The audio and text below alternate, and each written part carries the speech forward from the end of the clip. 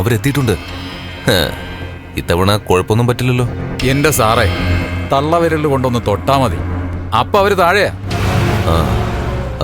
അവര് 3 പേരാ വന്നിരിക്കുന്നത്. അപ്പൊ കുഴയുമല്ലോ സാറേ.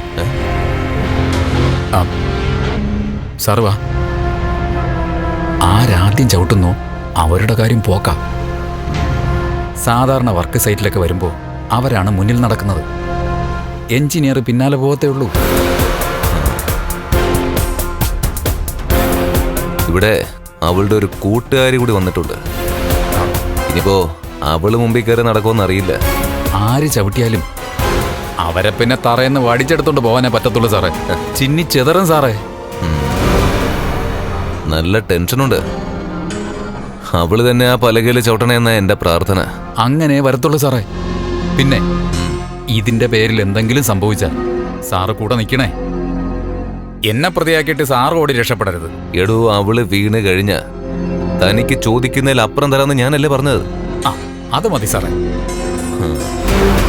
അവൾ അന്തസ്സുള്ളവളാണെങ്കിൽ ഇനി ഈ വർക്ക് സൈറ്റിലേക്ക് വരാൻ പാടില്ലായിരുന്നു. ഇതൊക്കെ കണ്ണന്റെ സ്വത്താ.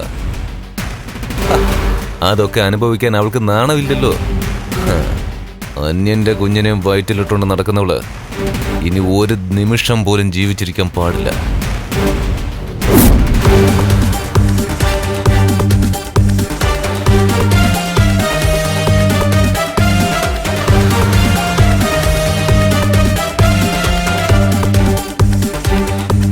നമുക്കിനി മേളിലേക്കാണ് പോകേണ്ടത് മാഡം.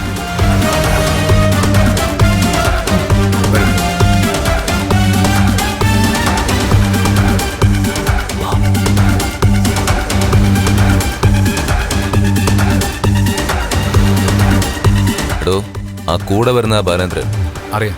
തൊട്ട് പിന്നിലായി അയാളും അവളുടെ കൂട്ടുകാരിയും ഉണ്ട്. മുകളിലെത്തുമ്പോഴും മഹാലക്ഷ്മി മുമ്പിലായിരിക്കും. ഉറപ്പാണ് അവള് വീഴും. അവളെ കോരിയെടുത്തോണ്ട് പോകാൻ ആള് വേണമല്ലോ. പിന്നാലെ പോകുന്ന 2 അതങ്ങ് ചെയ്യട്ടെ. ഞാനേ താഴെ പോയി നിൽക്കാം.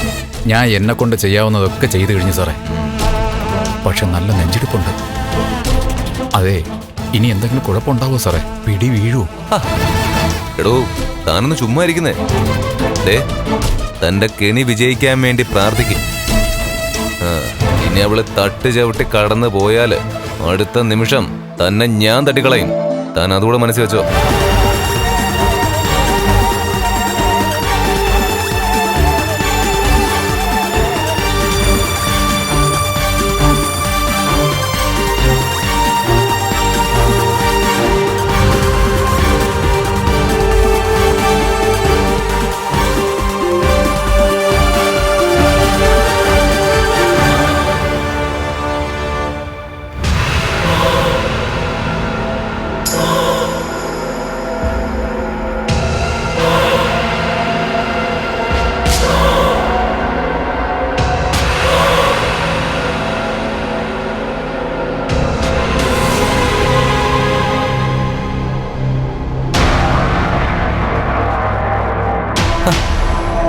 ഇവൻ എവിടെയോ കണ്ടിട്ടുണ്ടല്ലോ.